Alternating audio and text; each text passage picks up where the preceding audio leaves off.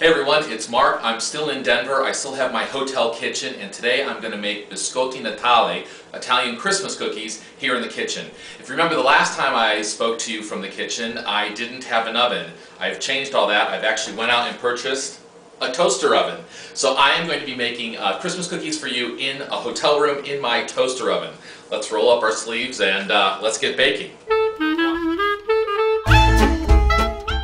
The toaster oven is warming up behind me, and I'm about to start making the Biscotti Natale, which is Nona's version of a traditional Italian Christmas cookie.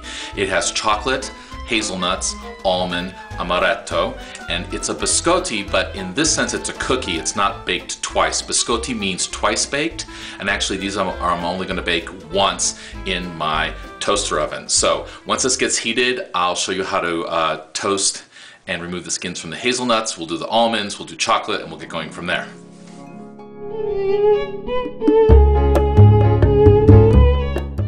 And now I'm going to remove the skins. And the best way is to put them in a towel and to wrap it up and then kind of rub the hazelnuts around.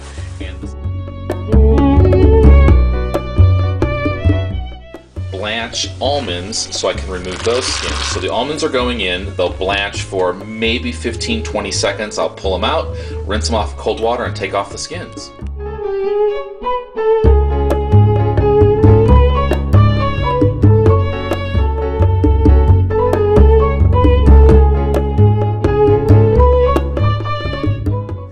Next, the recipe calls for about 10.5 ounces of bittersweet chocolate. I've got bars here. I'm going to chop those up. Those will get melted with some butter and some lard. Yes, these have lard in it. Be brave. It's fat, I know, but it's good fat. Well, at least it tastes good. Anyway, I'm going to chop the chocolate.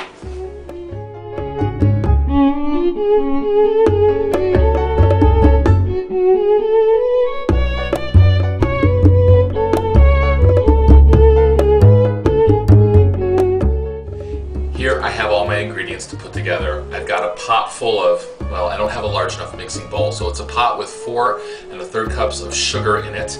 I've got my chocolate, which has been melted with the butter and the lard, and I've got my eggs, which have been mixed with the amaretto and a little bit of vanilla. And so I'm going to add those in to the sugar, and we'll get that mixing up.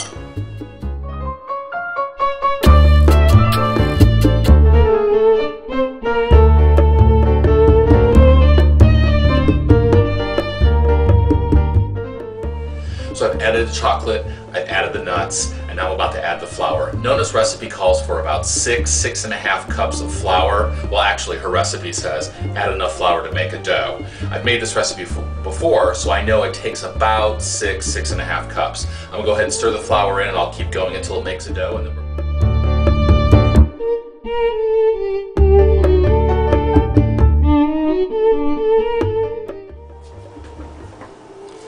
So I'm using my jelly jar as a cookie cutter to get shapes. Because of the size of the oven, I can only cook 6 at a time. Obviously, if you were doing this on a cookie sheet at home in your oven, you could do them a lot faster than I'm going to be able to do them. But we'll cut out 6 here pretty easily.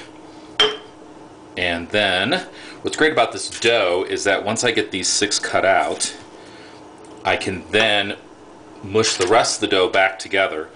Is mush a cooking term? I don't know. You can smush them back together and keep cutting. So it's great. We'll put this down and we'll keep cutting more cookies out, more biscotti, and we'll go from there.